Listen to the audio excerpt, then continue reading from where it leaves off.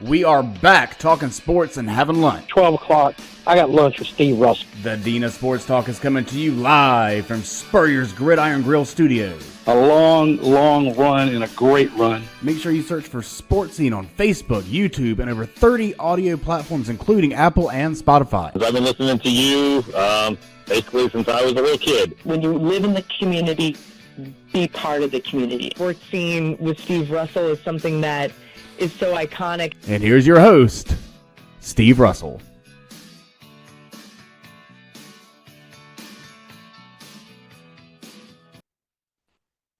It is time to eat some lunch and talk some sports. Welcome into our Sports Scene podcast for Friday, March 21st. I'm Steve Russell. Thank you for tuning in, watching, and we also thank Zach, our producer today, who always does a great job for us.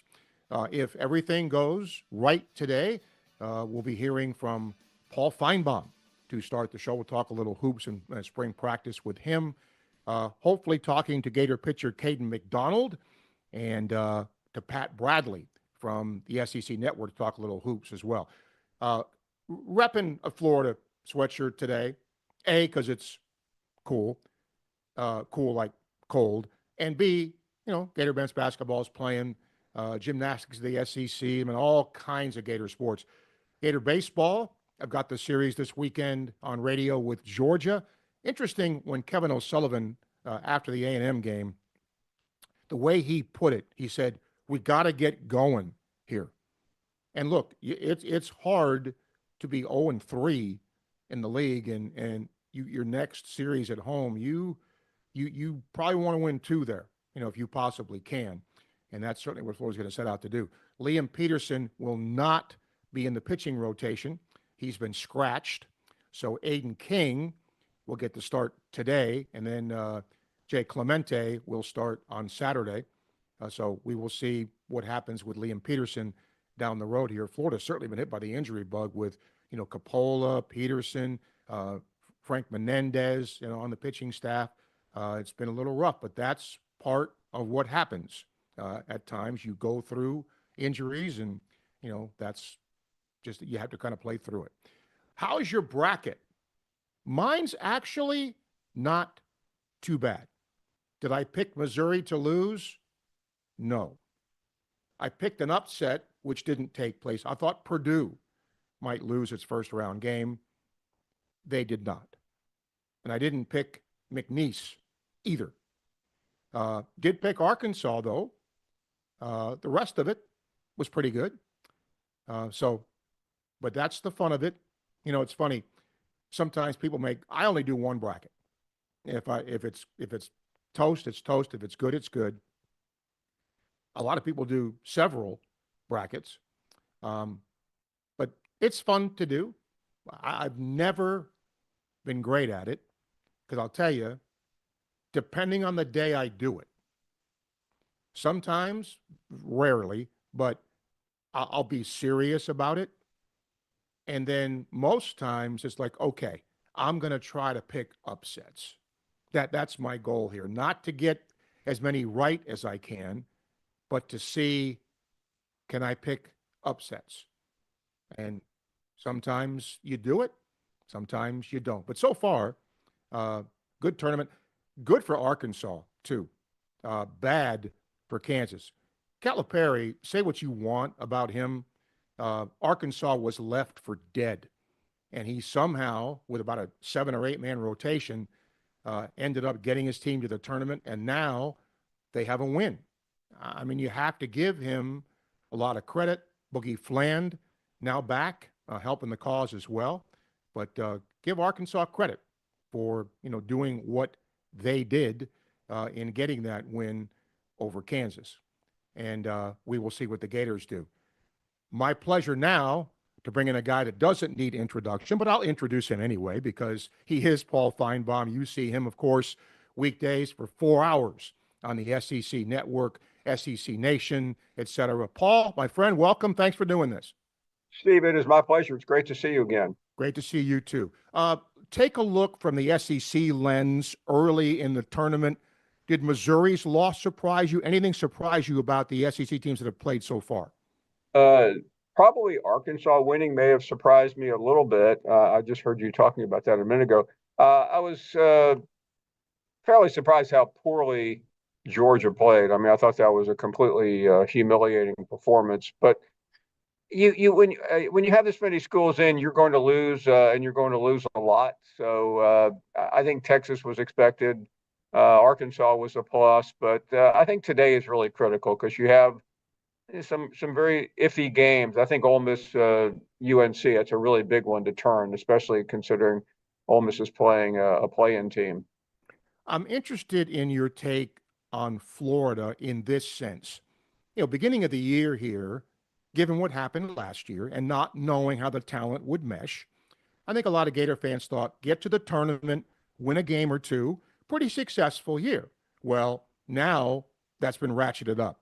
So if Florida gets knocked out in the Sweet 16, if Florida doesn't make it to the Sweet 16, Paul, is the season then not a success in your view? I don't think you can say that, but I think when you end up being a surprise and becoming the favorite of almost everyone outside of Durham, North Carolina, it adds to the pressure. And I think what we're saying about Florida is also true, Steve, for the entire SEC. Good point. I mean, I think if the SEC fails to win at all, the critics will come down pretty hard, and whether it's justified or not, it's really irrelevant. But it almost feels a little bit like we're in football talk now. With it's CFP or bust, or in this case, I think it really is national championship or bust. I think people understand the Florida story though. What they've really done is they've done Auburn a favor, because I think Auburn was going to be in that situation until Florida came to Auburn a couple weeks ago and won. Yeah, I think it was really wearing on Auburn too. And I think that, to your point, I think that pressure is kind of off them now. I love college basketball, but Paul, I just cringe when I see what happens at the end of games. All the reviews and all of that. Doesn't that need to be changed? It has to be, and I blame the officials in part. Basketball officials, as you know, are prima donnas. They love to show off for the camera, and half this stuff doesn't need to go as long as it does. I'm football officiating is mind-boggling as well, but there's no reason why these. I remember as you do before TV, basketball games could be played in 90 minutes easily. Then it became 2 hours, and now it's to 2.5 hours, and maybe longer. And it's intolerable. It's actually worse at the arena, as you know, to sit there. At least at home, you can flip to another game. You can do something else, but it's just unbearable. Let's go to football. If I said to you, which coach is on the hot seat, wouldn't it be Oklahoma? And if it is, I don't think there's anybody else. Or do you think there still might be? Clearly, Brent Venables is on the hottest seat. I think Brian Kelly could be if things go haywire, and some of it's because expectations are always high, but they're even higher this year because in the offseason, everyone's decided to make him a playoff team. I think it's there's always a couple of other coaches that I would point to.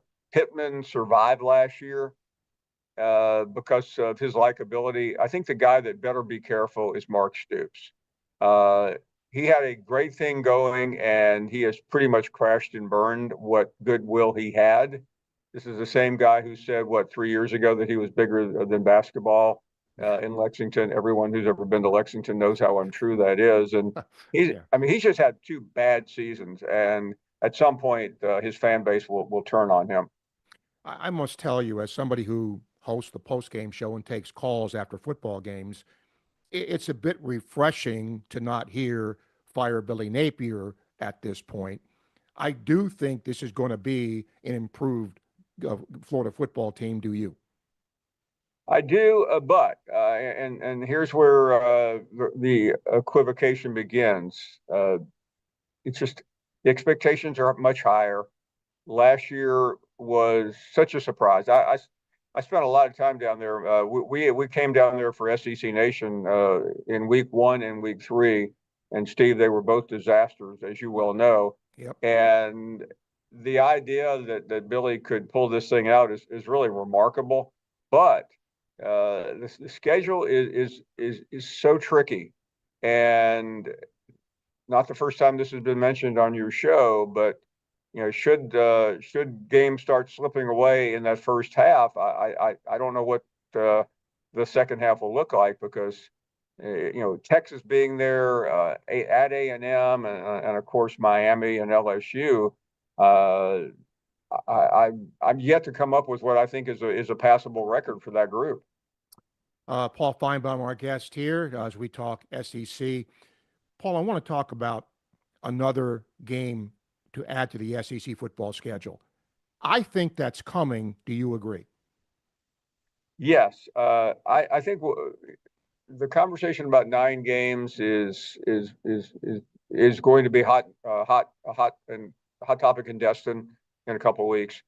The one thing that SEC coaches are telling me is that they want some guarantees from the CFP. Now, a lot of people don't, including myself, do not like the automatic qualifiers for the SEC and the Big Ten. But the reason the league is telling me they want it is that they're trying to calm the coaches down, and there's also a lack of confidence in this in the selection committee, that they will look at the SEC the same way in terms of how difficult it is, and we know that, and we talk about it all year long. But I think that committee tended to value losses versus schedule last year, and that really irritated the SEC. Let's open up our crystal ball a little bit, Paul, to end things here. I'm not sure what's going to happen with the House settlement, but let's assume for the moment that what people are projecting happens. So more money is available to pay the athletes. I, though, really think that the so-called minor sports are in danger. Do you agree with that? I don't think they are, but I think there's some legal issues. You're going to end one lawsuit, and you may be inviting another one, and that's a Title IX suit. Because yes, I was with some pretty prominent attorneys the other night at a conference, and they are salivating about that. The whole thing is tawdry to me. The fact that college, I know the fear was, and it was rightfully a fear, that if they went to court with the NCAA, the system might be underwater. The NCAA certainly would have been buried, which wouldn't have hurt my feelings, except everybody is tied into it because of the conference. The conferences were also named, so they had to do this. But I think for now, baseball, softball, basketball, sports like that are going to be okay. But Steve, there will be some casualties of this settlement. When I was going to have you on, I got an email from a gentleman, and he said, "Can you please ask Mr. Finebaum the following question?" He said, I watch Paul. I love his show, but I don't know how he got that gig. Can you ask him how he got it?" Yes, I'll be happy to answer it. Some of it was the fact that I don't think anyone at ESPN had ever heard my show before.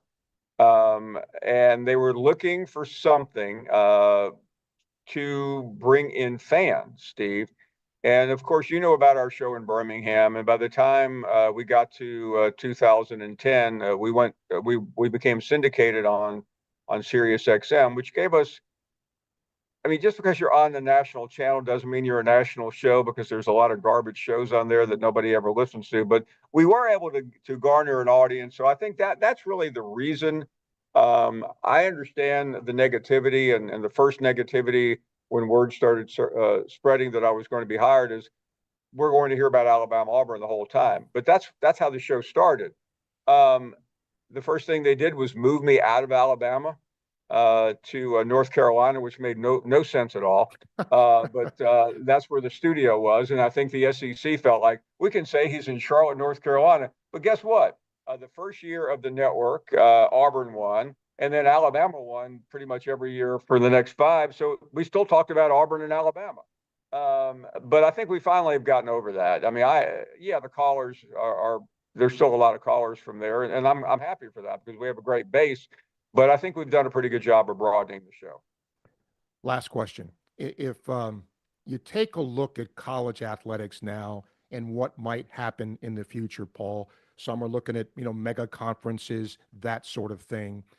Do you think in 3 to 5 years that will happen? And what do you think that the health of college athletics will be?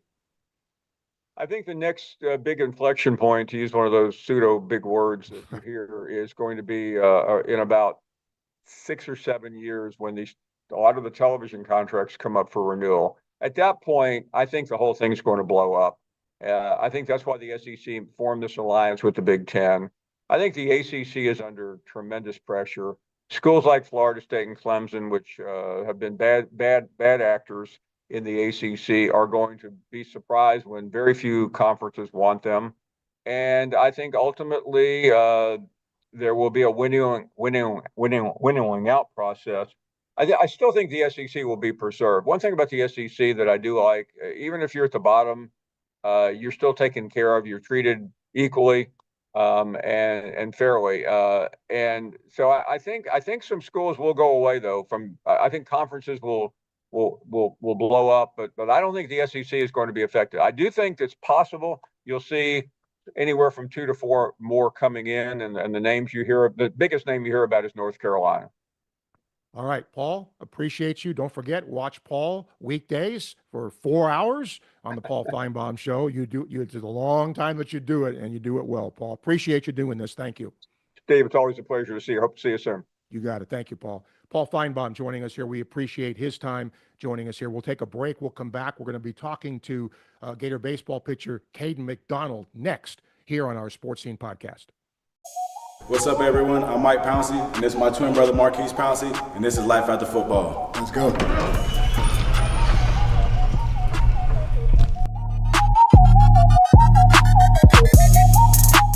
We are the owners of Tropical Distillery, and JF Hayden's is our liqueur brand. We have 5 different flavors: a mango, a lychee, an espresso, citrus, and key lime pie. We pride ourselves on not only being a Florida-made brand, but also a cocktail solution. With that being said, cheers and go Gators.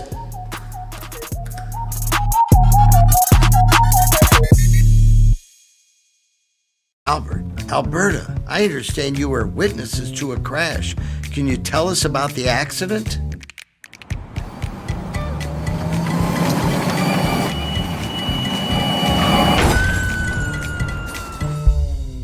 When you're in a crash, it's important to get witness statements immediately after the accident. Whether you're in a car, truck, motorcycle, scooter, or even a golf cart accident, at Meldon Law, we won't back down.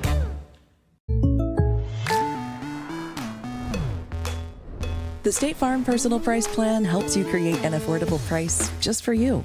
Contact local agent Roos Ogra for your personal price plan today.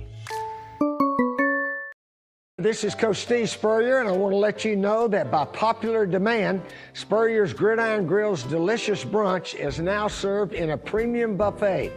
You have spoken, we have listened, and we're now serving Gainesville's only elevated buffet, complete with an omelet station, ginger sage chicken sausage, shredded short rib, and of course our chicken and waffles. Plus, you can enjoy bottomless mimosas and Bloody Marys.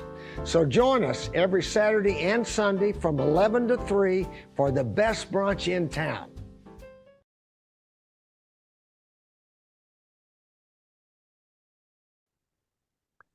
Welcome back to our Sports Scene podcast for this Friday. Appreciate Paul Finebaum being on with us. And I'm going to appreciate my next guest, too, because he is Gator pitcher Caden McDonald, redshirt freshman from Tampa, who joins the program. Caden, man, what's up? How you doing? I'm good. How are you? I'm well. By the way, congratulations on your performance the other night. I want to go back to that. You know, after the first hitter or two, you really settled in. Was that your best outing of the year? Yes, sir, definitely. I really don't know what happened on that first hitter. Just kind of came into a big situation and, really was trying to work on calming the nerves and kind of just doing my job, limiting the damage. Glad that I got it together after that first hitter, but after that it was kind of just back to work and just trying to get ahead in counts, and it really worked out. For those who don't know, I'm going to ask you a couple of history things so you can tell Gator fans. Why did you choose Florida? It was always my dream school. Grew up in a Gator household. My dad having went here, and actually originally I was committed to UCF. After my junior high school season, and after my senior year, their head coach got fired, Coach Lovelady, and I was kind of just back on the open market, and it was just a simple call to Chuck and Sully, and then we got it done pretty quickly. But I always wanted to go here. I'm a big academics person. I want to be a doctor aside from being a professional baseball player. So they have a great medical program. Hopefully, I can get in after I finish my undergrad. But the academics are stellar, and then obviously it's just one of the best baseball programs in the country. Sully is in my opinion the best coach in college baseball right now, and it's just a great program all around. I'm glad you brought it up. I think you're pre-med, right? Yes. When did you decide you wanted to be a doctor? So my mother is she is a recruiter for HCA, so a physician recruiter. So I have grown up around doctors, and she has introduced me to more doctors than I could count, and almost bragging on me in a sense. And I don't know, I've just always kind of been around that, and it was just something I want to do, and I want to live comfortably when I'm older, and I think that I have a good academic advantage to start with. Just I think I'm a pretty smart guy, and I mean it's going to take a lot of work, but it's just something that if I put my mind to it, it's going to reward me later on in life, and I just want to be able to help people, and just want to work in the medical field in some standpoint. One thing I can tell you, you got to be a smart guy to be pre-med. So there's no question of that. You were a two-way player in high school. Do you miss that? Yes, I do. I think that after this year, I'm gonna try to pick up the bat again. It's just, I mean, the way this team is this year, the offense, it's just way too deep. Especially coming off Tommy John surgery, kind of just set me back farther than the other position players, and having to, kind of get back to where I was and stay healthy in both aspects. That was just really difficult. Obviously we saw Jack do it, and I don't know how he did it as well as he did, but it's very hard. So they kind of just wanted me to focus on pitching this year, since they thought that a lot of innings were available, and obviously we didn't really foresee all these injuries Yeah. that would happen. But I'm kind of glad they did, and now I'm gonna try to step up in the best way I can, and try to increase my role as the season goes. But after this year, I'm gonna try to pick the bat back up, because I think I can definitely do it at the D1 level. All right. Gator pitcher Caden McDonald joining us here on our Sports Scene podcast today. You mentioned Tommy John. I'm an old dude. I mean, when you had Tommy John back in the day, you weren't even sure if you were going to pitch again. And now it's just like, okay, I'm going to go have, my wrist operated on. What was that process like for you? What was the recovery time? It was pretty much a full year. I was pretty devastated when I got the news, because I'd never really been hurt my whole high school career. I really hadn't had any injuries, especially to my arm. Um, and I just got here, and it was a couple weeks of discomfort in my elbow, kind of through it, and then one day after an outing, my finger started tingling, and went to go get the MRI, and it was torn. So then it was honestly the best time to get it. Freshman year, November year. I mean, in fall, you haven't really like proved yourself yet, but you also haven't really like docked yourself down at all. You're kind of still fresh.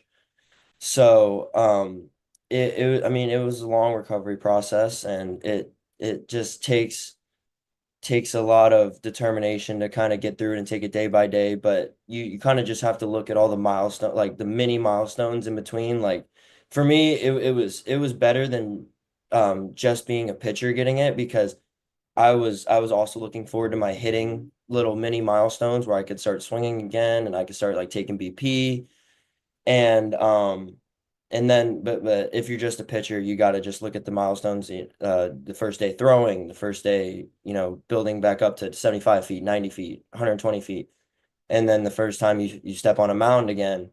But the hardest thing, in my opinion, that I'm still dealing with now is getting back to where you were and kind of getting over the mental block of being back in a game, and because you kind of forget how to, like, your body forgets how to give it 100% every Yeah. single pitch. You got to find that again. So that's the toughest part, is at the end, at the very end, when you're quote unquote fully healthy and people expect you to be back where you were, and you're trying, but your body is limiting you to where you're not really giving it your all, even though you're trying to. Your body just won't let you. So that's the most difficult part, is really when you fully come back. What is the big? I mean, look, most of the people that come to Florida, pitchers, hitters, whatever, are pretty darn good in high school, and that's part of the reason why you come to Florida. But what's the biggest adjustment, Caden, you've had to make pitching wise, pitching, high school hitters to now, pitching to SEC hitters? I would say I'm still very new to this. It's only, I mean, I haven't even thrown 10 innings yet, but Yeah. it's just you have to throw every single pitch. I wouldn't really say as hard as I can, but you have to focus every single pitch and take 0 pitches off, because it doesn't matter what team you're facing. They are hitters, they are Division I hitters. And I learned the hard way in Tennessee. Like, I threw a couple pitches that kind of didn't have the right intent for that moment that I know I can give, and I was kind of just trying to throw the ball across the plate, because we had struggled with that previously in that big inning, and I might as well have walked the house. Like, it didn't matter. Like, if you don't throw with a high intent every single pitch, and it doesn't matter if it's a strike or a ball, like, it's not going to work in your favor. So you have to stay focused every single pitch, and it has to be the best pitch that you can possibly make in that moment. And then also having short memory, because you gotta, I mean, it doesn't matter. You can't control what happens the pitch before. All you can worry about is the next pitch. So I say those are the biggest adjustments. Let me end with this. I remember I went to Auburn with the team in 2017, did the radio, and Florida got swept, and they went and won the national championship. So one series doesn't make a season, but how important is at least winning this series against Georgia this weekend? No, it's big for just team morale. I mean, no one wanted that to end up, or how it went last weekend.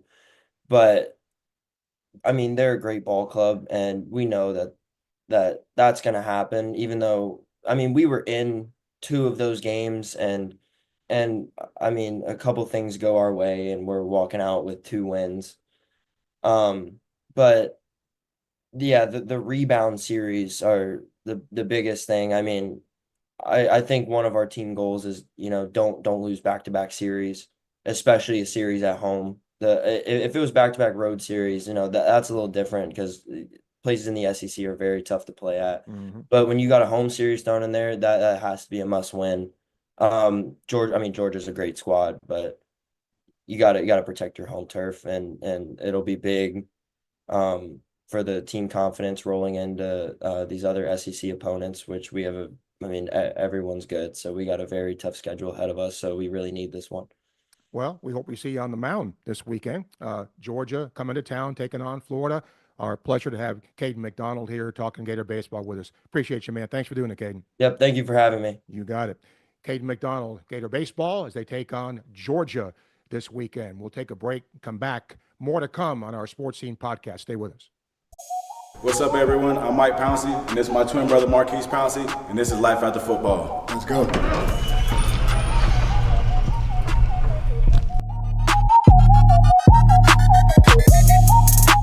We are the owners of Tropical Distillery, and JF Hayden's is our liqueur brand.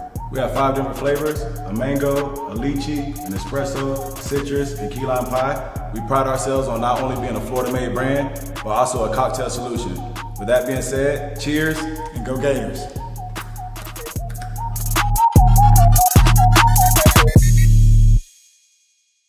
Albert, Alberta, I understand you were witnesses to a crash. Can you tell us about the accident?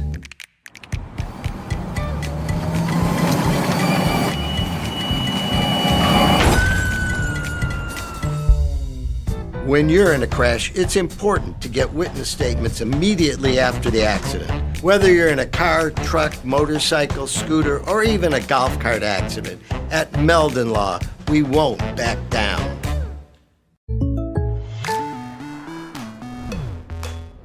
The State Farm Personal Price Plan helps you create an affordable price just for you.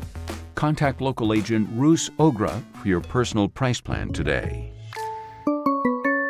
Hi there, this is Coach Steve Spurrier, and I want to let you know that by popular demand, Spurrier's Gridiron Grill's delicious brunch is now served in a premium buffet. You have spoken, we have listened, and we're now serving Gainesville's only elevated buffet, complete with an omelet station, ginger sage chicken sausage, shredded short rib, and of course our chicken and waffles. Plus, you can enjoy bottomless mimosas and Bloody Marys. So join us every Saturday and Sunday from 11 to 3 for the best brunch in town. Welcome back to our Sports Scene podcast for this Friday. Hope you've enjoyed Paul Finebaum here, Gator pitcher Caden McDonald as well. Monday, we're going to talk more college basketball. Mike DeCourcy from the Sporting News is going to join us to talk about the results so far. Don't forget our Hoop There It Is podcast on Monday. Mark Wise and I will do it at 10:30 in the morning live, but of course with podcasts, as you know, you can join in anytime, watch them anytime. And then as weird as it is with Major League Baseball having 2 regular season games and then we'll go back to exhibition games, Bob Nightingale from USA Today is going to join us and talk some Major League Baseball with us coming up on Friday. And we're hoping to talk a little Gator softball that day too. So that's all going to be coming up next week. And of course, spring football, spring practices going on as well. So a lot to talk about here with Gator softball and Gator baseball and all of that. Gymnastics, by the way, at the SEC championships, we wish them good luck as they get set for postseason play. That's the sport. You know, I did PA for gymnastics, I think for 13 years. And that's the sport to me that goes by the fastest. It seems like it starts and then it just gets done. And they're already in postseason. I can remember talking to Jenny Rowland not too long ago, and it was like, we're starting the year. So it's pretty crazy. All right. We're going to end by talking SEC basketball, NCAA tournament basketball with a guy that you see very often on the SEC network, talking hoops. Pat Bradley's our guest. Pat, welcome in. Thanks for doing this. Yes. Do we have him now? Okay. All right. All right. Pat, first of all, from the results yesterday and for the tournament so far, SEC-wise, anything surprise you? I guess, you sure wish that Missouri, could have pulled that one out. Drake's a really good team, though. They are. They're difficult to play against, and they get a legit superstar in Sturts who can carry a team. So, I had high hype, and Missouri had a fantastic season.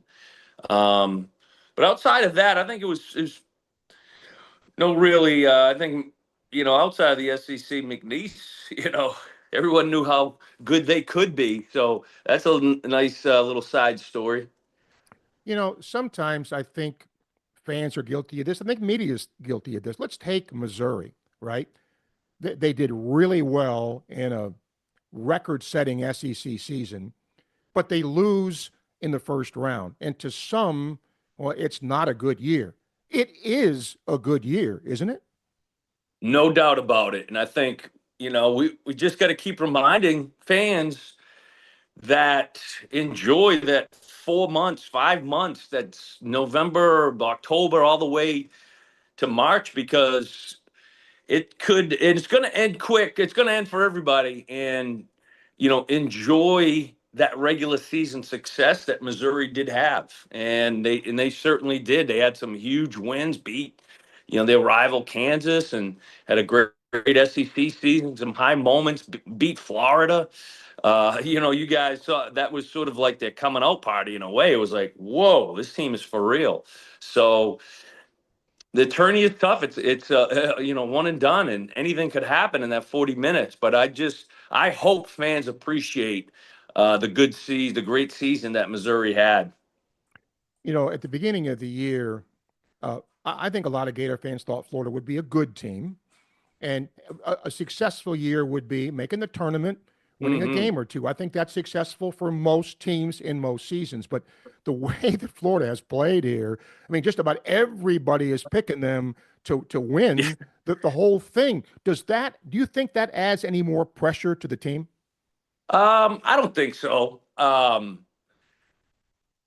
think they probably had a good headspace the entire season, and I think Coach Golden does a really good job of understanding how to be that vocal leader so it doesn't fall on his players. And I think they're just a confident bunch playing fantastic.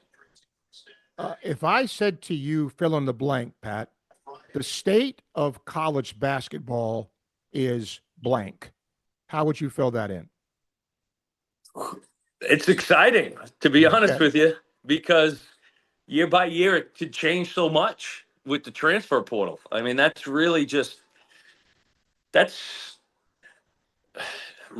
been the biggest change that I've seen. And, whether it's how we just talked about Missouri, they got a couple new guys that helped change from last year, their record. And then you got Florida who, they brought in some transfers, but they were able to keep their guys. So year by year, it's just extremely exciting to see who will rise up based on, year by year changes in the roster.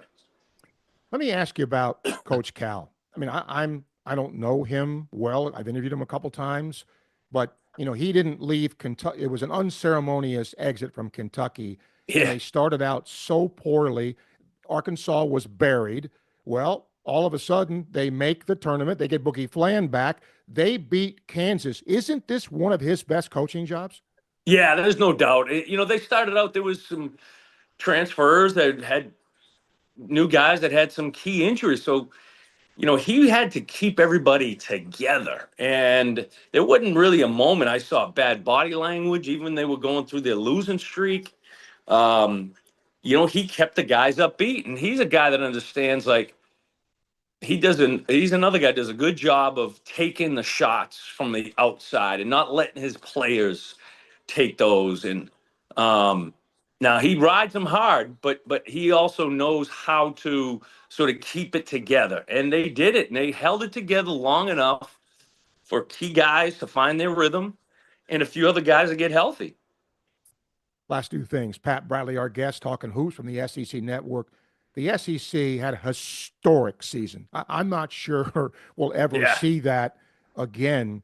But again, does that add more pressure to coaches, more pressure to schools to repeat that sort of thing? Yeah, well, I hope so. And I don't know if, pressure is the word, because, I mean, this is what they do. They're hired to, play in the toughest conference. They're hired to find the guys that fit into what they want to do to recruit. They got to excite a fan base. They got to get along with the administration. They've got to do all, that's an expectation of college basketball coaches. And then all those come together and, you get some wins, you get some victories. And that's, the expectation is there too. And they know it more than anybody. So they're well aware of that. At the end of games sometimes, Pat, it's hard to watch all the reviews and whatnot. I think that's the only thing in my view that about the game that maybe, because the games are just so long now and those reviews take forever. Doesn't that need to change?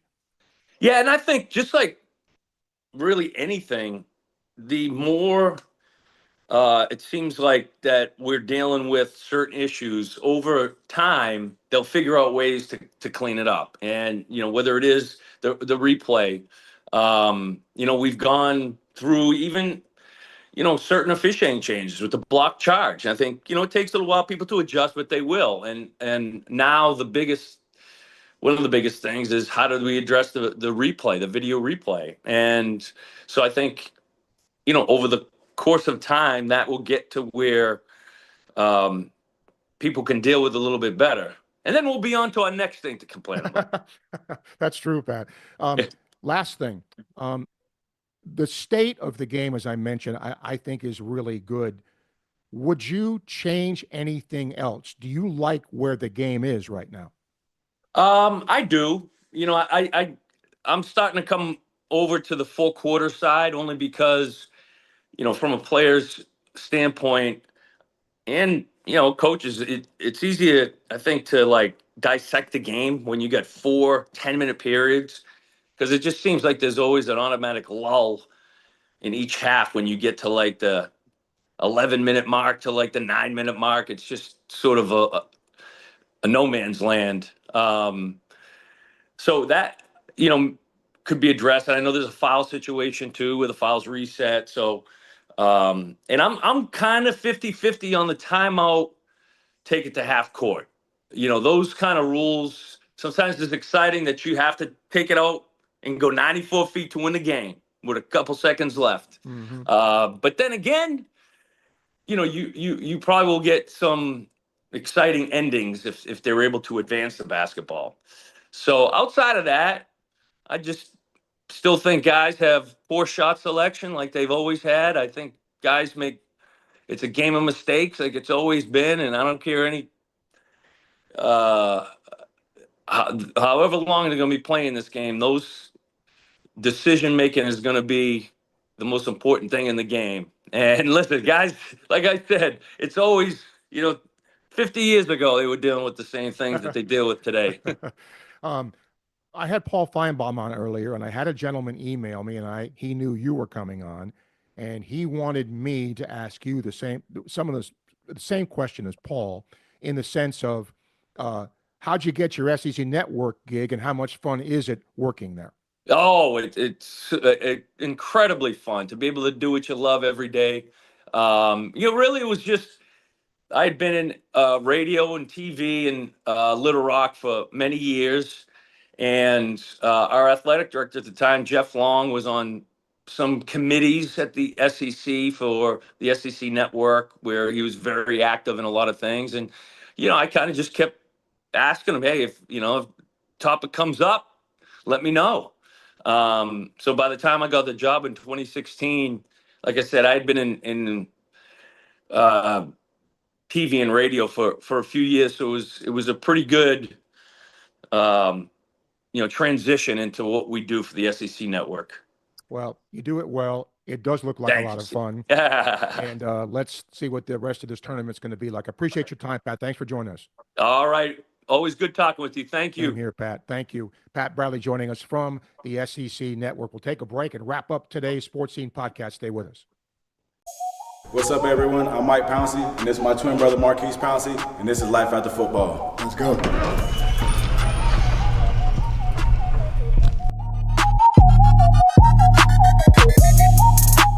We are the owners of Tropical Distillery, and JF Hayden's is our liqueur brand. We have 5 different flavors: a mango, a lychee, an espresso, citrus, and key lime pie. We pride ourselves on not only being a Florida-made brand, but also a cocktail solution. With that being said, cheers and go Gators.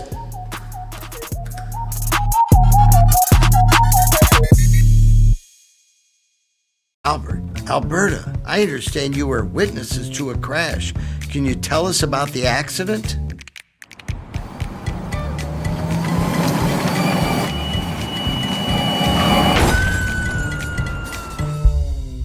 When you're in a crash, it's important to get witness statements immediately after the accident. Whether you're in a car, truck, motorcycle, scooter, or even a golf cart accident, at Meldon Law, we won't back down.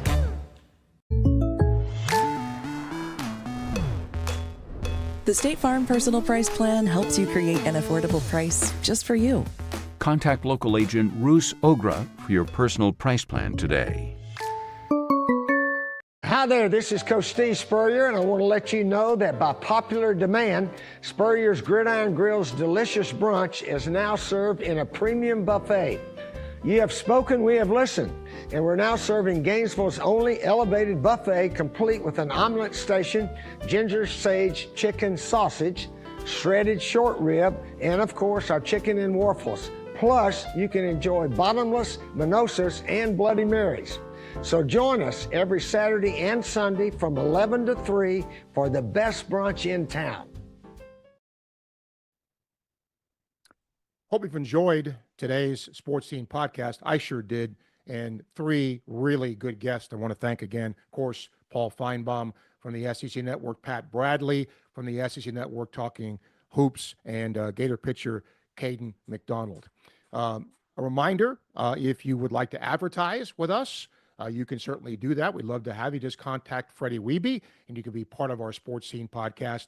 Don't forget, Monday, back with another one. And before that, Mark Wise and I with the Hoop There It Is podcast live at 10:30. And, of course, you can take it whenever you want to in terms of watching it and all of that. But that's when it's going to be live, Monday at 10:30. Lots to talk about with the NCAA tournament. Good luck to the Gators. We'll see how they do in their games, and we'll talk about it again on Monday. Thanks to Zach for doing his usual terrific job of producing our Sports Scene podcast.